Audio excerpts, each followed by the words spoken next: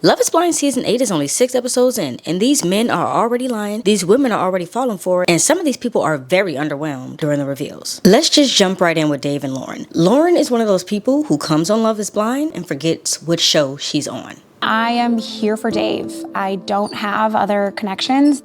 It's just him. I can't hear about him blatantly being so all in with someone else. I just need space between me and Molly for the day. My number one is her number one. And then she comes in last night and she's like, my number one told me I was his number one. And my first reaction is I don't think he did. I told y'all this last season, and damn it, I am getting tired of saying it.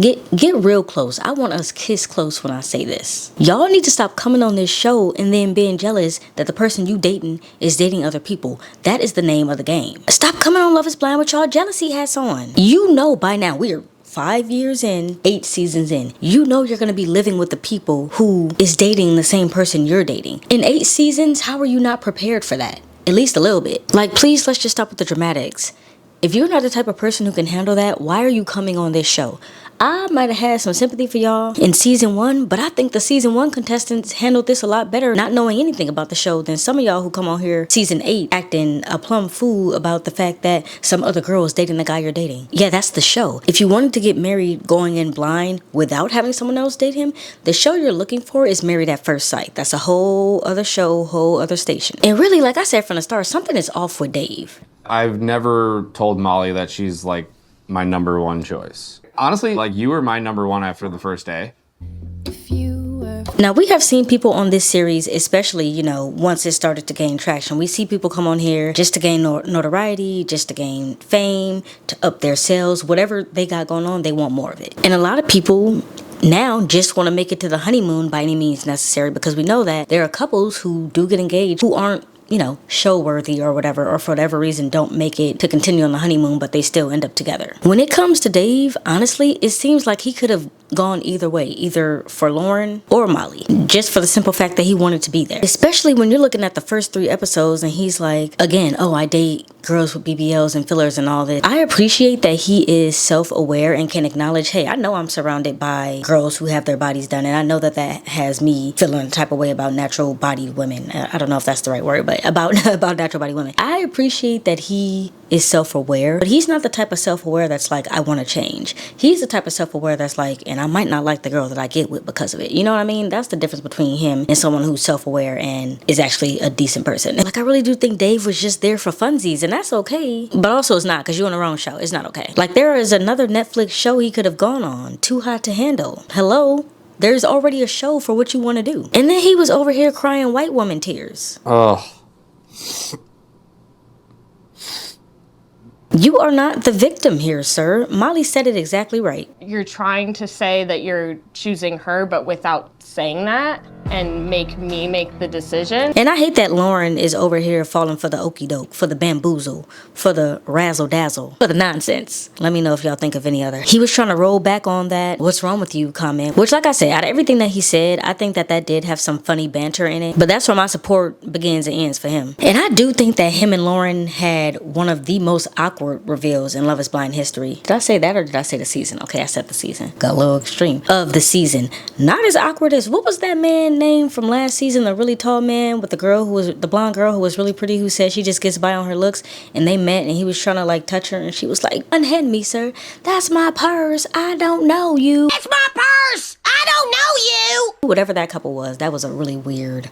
I might have to throw that clip back in here. It was just such an awkward meeting. The entire reveal was painful to watch, and I don't know why he was holding onto her hair for dear life, but I hope she kept him away from her hair for the remainder of their time together. He also kept trying to get her to lay down on the couch. So Dave and Lauren's meeting was not as awkward as that, but it was definitely awkward. He didn't immediately take the ring out for her. So much so that she was like, "Oh, am I supposed to take it out?" And he was like, "I don't think so." We know, just based on Love is Blind history, that is a bad omen, bad sign. If we can't get past the reveal, we ain't gonna get past any of this. I, right now, am deeming Lauren the queen of Delululand, and I hate that for her. Dave was over here talking about, the other guys have already started to talk about what the living situation is going to be and how they're going to move their fiancés, or their wives at that point, how their wives are going to move into their houses, and we haven't talked about any of that, but I think that's a good thing. When I talk to some of the other guys, I'm like, okay, they're a lot further along, and like they're like, oh, she's gonna move into my house and like do all this stuff. I'm like, oh, we haven't even gotten to that part yet, which I think is a good thing. Yeah. Yeah. We have a lot to like figure out. In what universe,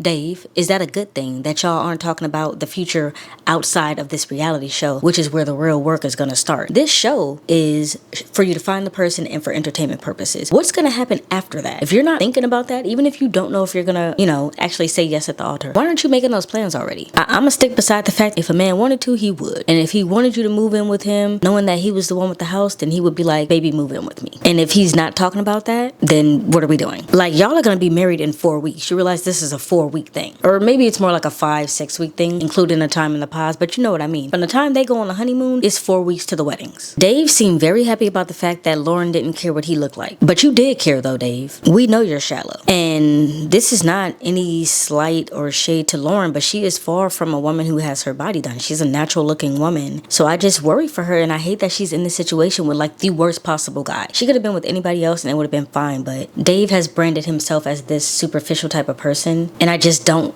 see him getting past that in the 4 weeks that they have before these weddings. I will say though, Dave does have one of the nicest reveal suits that I have seen. Something about that burgundy is setting it off for me. He looks good. Casket sharp, as my granny would say. Hey y'all, it's Nae. Happy Valentine's Day and welcome back to my little corner of YouTube. I kind of feel like we just saw each other, didn't we? On my commentary on episodes 1 through 3. If you haven't seen it, go watch it before this, probably. That would make more sense, yeah. And if I am seeing you again, what's up? Welcome back. This video will contain spoilers for Love is Blind Season 8, episodes 4 through 6. So if you haven't seen them yet and you do not want spoilers, save this video and come back after you do. I got my voice back. Clearly, this video is being recorded like days after I recorded that first one, but they're going up on the same day. That is the magic of the tube. You are about to hear my thoughts on episodes 4 through 6, but of course I want to hear yours, so feel free to drop your thoughts below if you do want to participate in the conversation, and give this video a like before you go so I know you enjoyed it. If you want to keep the conversation going after this video, feel free to head on over to my Discord server. It's a place for us to chit chat outside of YouTube, and it's free, so why not? The link is in the description box, and don't forget I also will be having a Discord watch party for the Love is Blind reunion, so if you want to watch it with like-minded people, that's what we're going to be doing it at, so join the server. And while I have you, since we're all here, don't think that the content stops here. Check out the playlist on my channel. I cover a lot of reality TV, yes, but also some movies, some TV shows. So if you're just an overall entertainment lover, then I got you. Next up, we have Sara and Ben. Now, I briefly spoke about Sara and Ben in my last video because I thought they were having very important conversations, and I think that they have continued that in this batch of episodes. So one thing we can't do is say that they did not cover all the bases. They are getting into the nitty-gritty. Now, we don't discuss politics here for obvious reasons, especially in the political climate that we are in now. However, I'm about to talk a little politics, so I think it's only fair that I allow you to at least respond. Politics is a very hard conversation for people to remain civil on. I'm only going to open it up to the specific situation that took place on Love is Blind between Ben and Sara. And if y'all start getting crazy in the comments, I'm gonna cut it and we will never even glance at politics ever again. Let's be adults. I am actually going to say I am not an overly political person. I used to be very, very, very political. But I'm not an overly political person, and I don't think that anybody needs to be if I'm going to keep it straightforward. But when someone specifically asks you about an incident that happened that changed literally the world, because we were all inside ducking and dodging Rona when it happened, when someone is asking you what you think about the George Floyd situation specifically, and they are pinpointing this specific situation, please say something. George Floyd. That obviously hit home because George Floyd happened in Minneapolis. What are your thoughts on Black Lives Matter?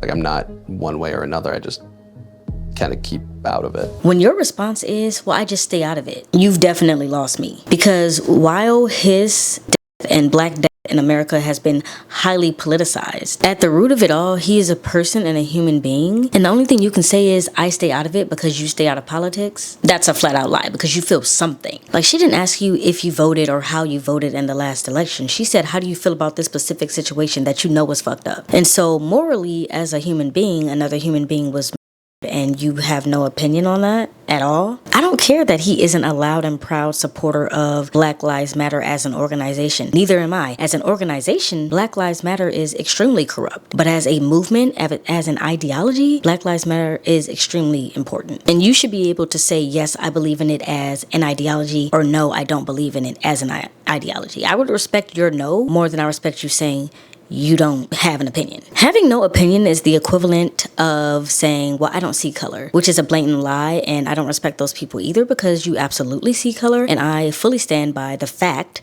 that color is one of the first things that you see. First two things you see are sex and race. You're going to see that I am a female, and you're going to see that I am a black female, a black woman. How could you not see those two things? So when someone tells me they don't see color, they're lying directly to my face, like looking me in my eyes and lying. Ben is the type of person who seems to lack the ability to care about anything that doesn't directly impact him, and I don't understand that. You don't need to be the loudest ally in the room, but when you're asked about something specific, please say where you stand, because you stand somewhere. I don't care if it's left, right, or in the middle. I don't get involved is such a non-feeling, and that is literally impossible in this situation. So I'm sorry, Ben, but go ahead and run through that brick wall for me, sir. I'm ready to run through a brick wall. Nevertheless, they are the second couple to get engaged, so I guess I can't get rid of him yet. I'm still trying to work out their reveal. Her face said something. I don't know what it means. It didn't feel like she didn't quite like what she saw, but there was something there. It's almost like she saw her ex or something, and she was like, Ben, what you doing here, boy? Like, that's the kind of look on her face. And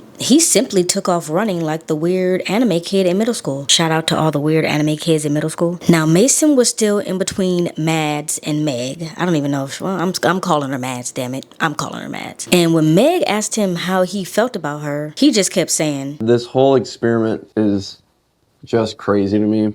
Truth be told, Mason is another man who I felt like was never fully in on either one of these women. And yet he was still caught off guard when Madison decided to go fully in with Alex. But this really is something that we see every single season, especially when it starts getting close to this honeymoon and producers are like, okay, time is ticking. If you want to be there, you better grab somebody. It's like the couples dance at a school dance. Like, this one is for couples only, so you better grab somebody, or you gotta sit this one out. It's like that. It's like, start feeling that pressure to grab your person. People do not want to miss their opportunity for this. And maybe Mason underestimated how quickly the show actually moved, because we see it fast and I'm sure it feels just as fast for them. And maybe he also underestimated how much time he had left to actually make a decision. Maybe he thought Madison and Meg were just going to sit around all day waiting on him. And really, I'm with Meg. How do we know that she's your number one? Because you're only saying that now that you're forced to say it because Madison moved on. I do wonder why Netflix didn't have Mason and Meg have their date first, knowing that Madison was going to call it off, to kind of see if he would pick her on his own, but I guess we'll never know. And they also keep teasing something more about that situation, so I don't think we have seen the end of this. Something more is going to come out when they get to that pod mixer. And then even stranger about this entire situation is the fact that Madison and Alex don't even end up getting engaged. I can't sit here and promise you that we'll never disagree on anything or fight about things. Can you reassure me, like, that we could communicate effectively? It's just something that scares me a lot. I can't promise we're not going to misunderstand each other. Like, the promise to do my best. That's like what I can give you. Now, I'm just a girl, right? I'm just a girly. But I'm gonna go ahead and throw this out there and let me know if y'all picking up what I'm putting down, or catching what I'm throwing. I think that Alex already knew he wasn't going to propose to Madison before Madison called it quits with Mason. I don't know if it was days before, hours before, minutes before, a millisecond before, but I think he knew. I think he may have been banking on the fact that Madison or Mason were going to choose each other, and then he wouldn't have to be the bad guy, or he wouldn't have to be the one to say, it's not you that I'm choosing, or I'm not choosing anyone. Because up until that point, he seemed like he was all in. And either Madison is crazy, or both of us are crazy, because I saw the same thing that she saw. And it's not just editing. It's not just me being like, oh, well, maybe the edit made it seem like he was all in for her. No, clearly she thought the same thing too, and she's getting it edit free. But yeah, before they called it quits, they spent a lot of their pod time, that last pod time, talking about Mason. And Alex seemed really, really down about it. Bros before those. Girls. I feel for him. Makes fun of us. Must be nice. He was not very nice to me. What did Mason say in here? He told me he was committed to me, and then he took it back after I broke up with him. I guess I wasn't there, so I don't know what really happened. And I think at this point, it's a pretty big jump. We're not at a point to get engaged. See you on the outside, I guess. If that is just editing, then it's unfortunate that it was presented that way, but I don't think that it is just editing. Unrelated, so unrelated, but how much y'all think they paid Billy to use Birds of a Feather? Too much, and I ain't got the money. Cut the clip. We got Hit Me Hard and Soft at home. Birds of a feather, they should stick together right now. Yeah, what else y'all want from the album? I know the whole thing. Now, Devin got some petty in him. The way that he was sitting there laughing after finding out that Mason was the guy that Madison had to break it off with, he was laughing so hard. The person that she has to break up with, and I feel awful. Oh, I love you, man. That's straight out of a TV show. He had his Kendrick Super Bowl moment. And you know what? Devin did break my heart a little bit when he was talking about the fact that he had the sports injury and then he unfortunately started to get addicted to the medication, the pain medication that he was on. And pain medication, I didn't realize that it was such a big deal. Netflix actually has a docu-series called Painkiller on the opioid epidemic and just how completely fucked and messed up it was and how doctors and, prescribers were pushing these pain meds on people when people were getting addicted and doing crazy things because they got addicted to the high. Sometimes not even addicted to the high, but just addicted to feeling good for once. When you are in chronic pain and somebody gives you something that doesn't make you feel that, yeah, you can get addicted to feeling normal. I thoroughly enjoyed Painkiller, and if you are someone who likes a docuseries and you want your information in an entertaining and informative way, then I highly suggest checking out that. I loved it a lot. And I didn't know that the opioid epidemic was that bad. And as we know, before Devin proposed to Virginia, he was still dating Britt. Now, Britt opens up about her bisexuality, and Devin does not take it well. You still have interest in women or no? I realized that it's really just about the person that I connect with and the person that I'm with. If you have the attraction to the woman, I don't know if you're saying that you're not interested anymore. I don't know if is that how you're feeling? Like you're not interested in women anymore, or do you feel like you still are? I do appreciate you for being able to be transparent. It's a lot for me to process because I think it's just because I've never been with someone that has been with the same sex. And I understand he's really religious, so I know why he doesn't take it well. But from what it seemed like for me, Britt is also very, religious. And also it seems like she was really nervous to tell him that. And it seems like she's not fully comfortable with it herself, maybe because of the religious aspect. She's kind of like, I wouldn't marry the woman though, but I would be with her. And Devin just was really, really, really put off by it, which again, obviously his right. But I don't like how he judged her for that because she sat there and listened to you talk about the fact that you were addicted to popping pills and she didn't judge you for that. But all of a sudden, she kissed a girl and she liked it. And now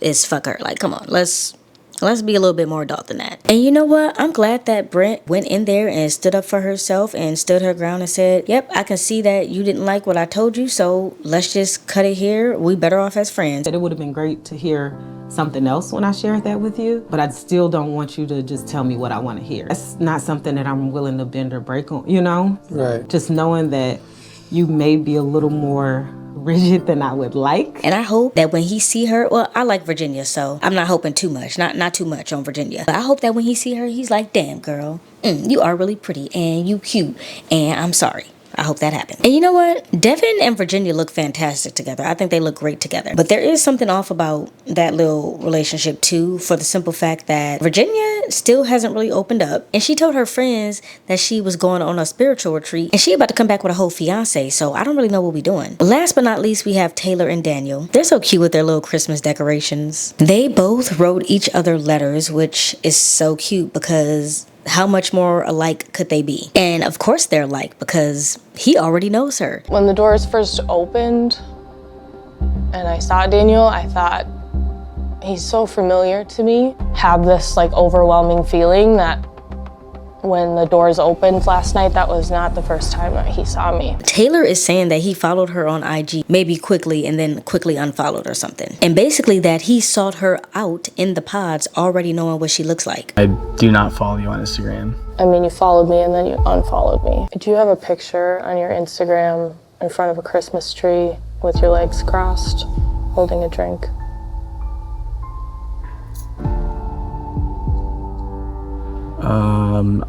No. That picture, you don't. I have a picture of me in front of a fireplace.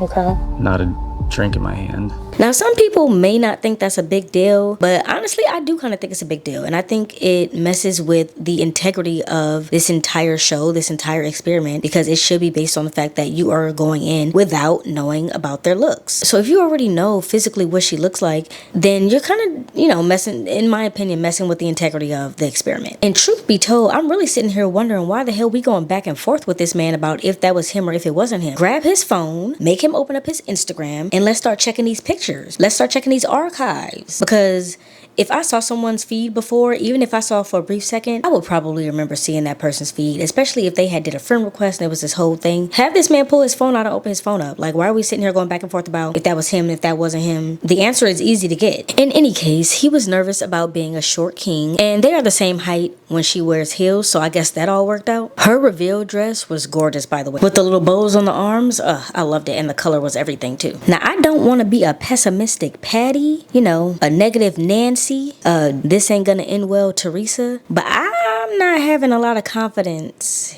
in many of these couples. I think Joey and Monica are gonna be good because they seem like they have a pure love, pure connection. But some of these people ain't gonna make it. I'm just not seeing the bond strong enough to withstand this experiment. We gonna stick beside them though, and I'll see y'all here next week.